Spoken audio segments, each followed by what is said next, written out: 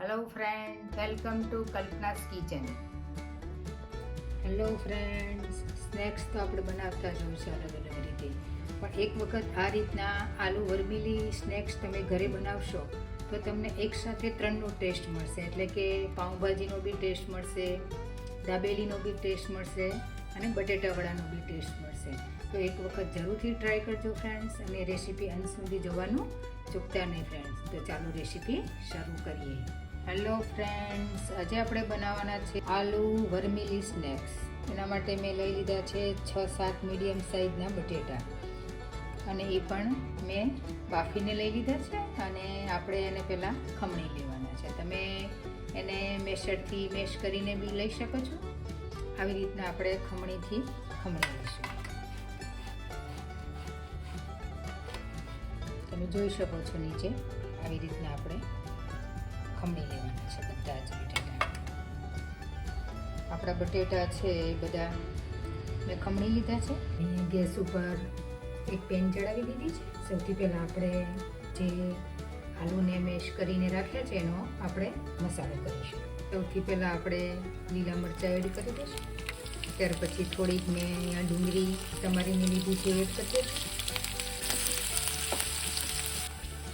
થોડાક મેં અહીંયા કેપ્સિકમ લીધા છે એ પણ એડ કરી દઈશું અને સાંતળી દઈશું.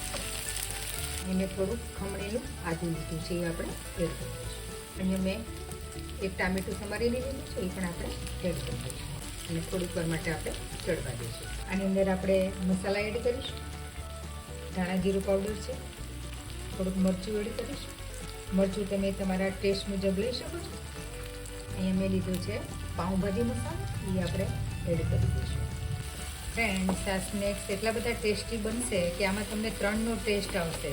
એક તો પાઉંભાજીનો મસાલો એડ કર્યો છે એટલે પાઉંભાજીનો બી ટેસ્ટ આવશે, તમને બટેટા વડાનો બી ટેસ્ટ આવશે અને દાબેલીનો બી ટેસ્ટ આવશે. એટલે એક જરૂર ટ્રાય કરજો. તો વિડીયો ફ્રેન્ડ્સ અંત સુધી જોજો. અને જો તમે મારી ચેનલમાં હજી ફ્રેન્ડ્સ નવા હો અને સબસ્ક્રાઈબ ન કર્યું હોય ફ્રેન્ડ્સ, તો સબસ્ક્રાઈબ જરૂરથી કરજો ફ્રેન્ડ્સ, કારણ કે તમારા સબસ્ક્રાઈબથી અમને મોટિવેશન મળે છે ફ્રેન્ડ્સ. તો સબસ્ક્રાઈબ જરૂરથી કરજો ફ્રેન્ડ્સ. આ રીતના થોડા થોડા આપણે મેશ કરી દઈશું. હવે આપણા મસાલા છે સતળાઈ ગયા છે અને તેલ છૂટું પડી ગયું છે. હવે જે આપણે બટેટા મેશ કરીને રાખ્યા હતા એ આપણે એડ કરી દઈશું. ટેસ્ટ મુજબ આપણે મીઠું એડ કરી દઈશું. આપણે થોડોક ચટપટો ટેસ્ટ આપવા માટે થોડીક શુગર એડ કરીશું. શુગર નાખવી બિલકુલ ઓપ્શનલ છે. અને થોડોક આપણે લીંબુનો રસ એડ કરીશું અને મિક્સ કરી દઈશું. આપણો આલુનો મસાલો છે રેડી થઈ ગયો છે. હવે એની પર આપણે થોડીક ધાણાભાજી છે એ એડ કરી દઈશું. હવે આને આપણે થોડીક વાર ઠંડા થવા રાખીશું અને ત્યાર પછી આપણે એને તળીશું. આપણો આલુનો મસાલો છે એ ઠંડો થાય ત્યાં સુધી આપણે થોડીક સ્લરી બનાવી લઈશું 2 ચમચી. આપણી જે સ્લરી છે એ રેડી થઈ ગઈ છે કોર્નફ્લોરની. તમારી પાસે જો કોર્નફ્લોર ના હોય તો તમે મેંદાની બી યુઝ કરી શકો છો.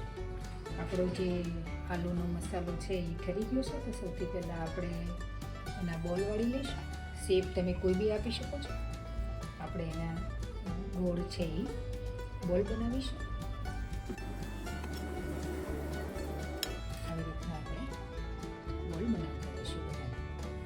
ફ્રેન્ડ્સ, આપણા બધા જ આલુના બોલ છે એ બનીને રેડી થઈ ગયા છે. હવે આપણે એને તળવાના છે. ગેસ ઉપર મેં એક કઢાઈ ચડાવી દીધી છે અને તેલ ગરમ થઈ ગયું છે. હવે આપણે જે બોલ છે એ તળી લેવાના છે. સૌથી પહેલાં જે આ બોલ છે આપણે સ્લરીની અંદર બોળીશું અને ત્યાર પછી મેં અહીંયા વર્મિલી લીધી છે. તો વર્મિલીની અંદર આપણે આવી રીતના બધા બોળી લેવાના છે બોલ, અને ત્યાર પછી આપણે તળીશું. 2 થી 3 બોલ ભેગા કરી અને ત્યાર પછી આપણે તળી લઈશું. બોલતું જવાનું છે.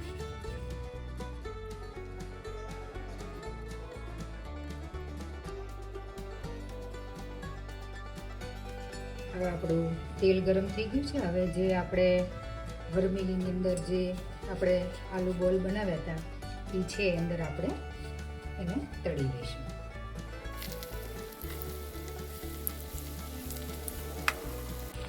ગેસની ફ્લેમ આપણે મીડિયમ રાખીશું જેથી કરીને બળી ન જાય.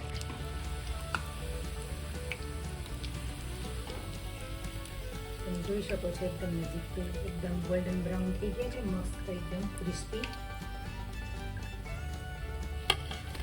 આવી રીતના બધા જ આપણે બોલ છે એ તળી લઈશું.